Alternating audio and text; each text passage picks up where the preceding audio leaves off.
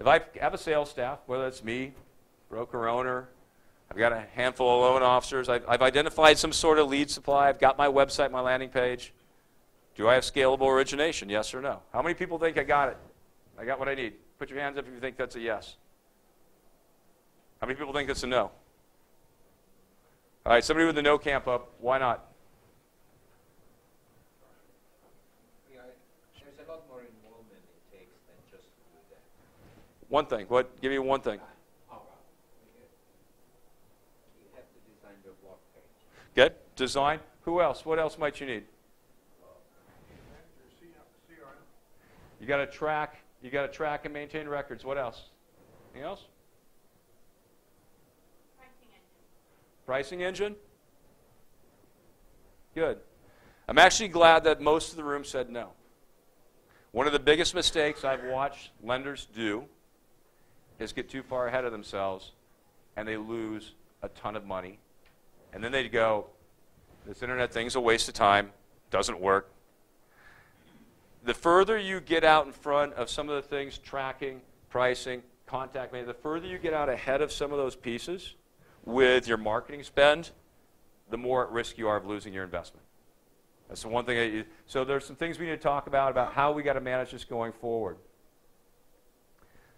So what do we need part 2? Google Analytics is absolutely necessary. It's free. It's necessary. It's not hard. Any web page guy that you've got that's doing your landing page can put it in there for you. And Google Analytics at a high level will tell you where your traffic's coming from. So as an example, if you just paid some referral source, and they said, oh yeah, we billed you $2,000 last month. We sent you, 360 site visitors went right to your site. You're looking at the other end going, I'm not sure. You go to Google Analytics and you can know, hey, you got this many direct referrals from this place. What can you do with that information? Well, if you go deeper in Google Analytics and you put some of their conversion metrics into the forms, like the little submit buttons, hey, I want to, the submit, you can actually track how many of those site visitors actually requested, became a lead. And if you're managing those leads, now you've got the basics of management to say, is this ad campaign working for me or not? This is absolutely essential, and AdWords is free. A/B testing. Anybody know what A/B testing is? Who's got the A/B testing down? Yes, go ahead. Like you arrange your content in such a way that you get maximum time that your visitor stay to website. Optimization. So you might start with one landing page. You might think it works great. I got my pretty person, I got my best lender in Texas, I got everything, You run that for a while. It's like, am I getting the conversion I wanted? Am I getting less than the conversion I wanted? Even if I'm getting good conversion, is that the best conversion?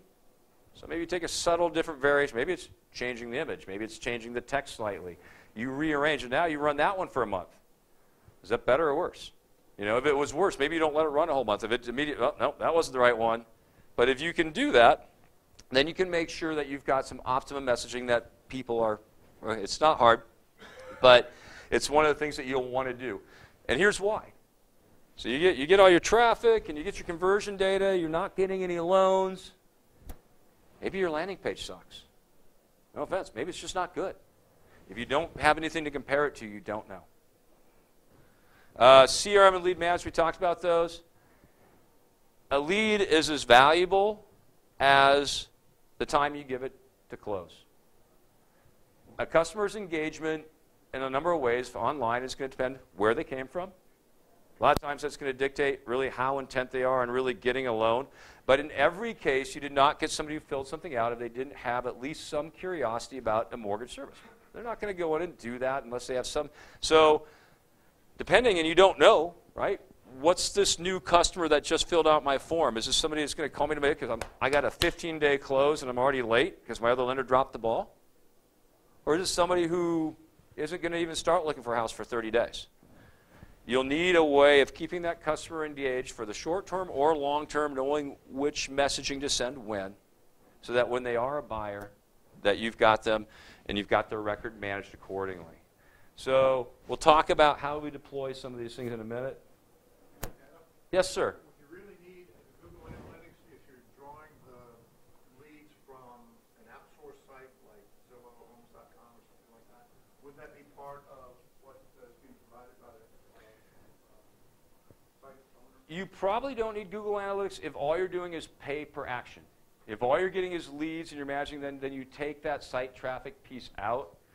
But again, if you, in the context of everyone or most people in here said, I want to grow my business, there are some people in here right now doing pay per action, right? There's different levels of leads, exclusive, non-exclusive, that affect conversion. But I will tell you that the rare number of lenders that actually figure out pay per click, that get exclusive leads every time that they got in directly, those are golden.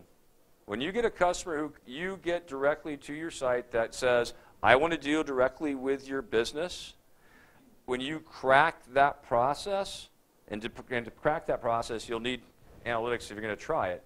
That's one of the things, if you're doing leads right now and you want to grow your business, I would start looking at that as another leg under the table.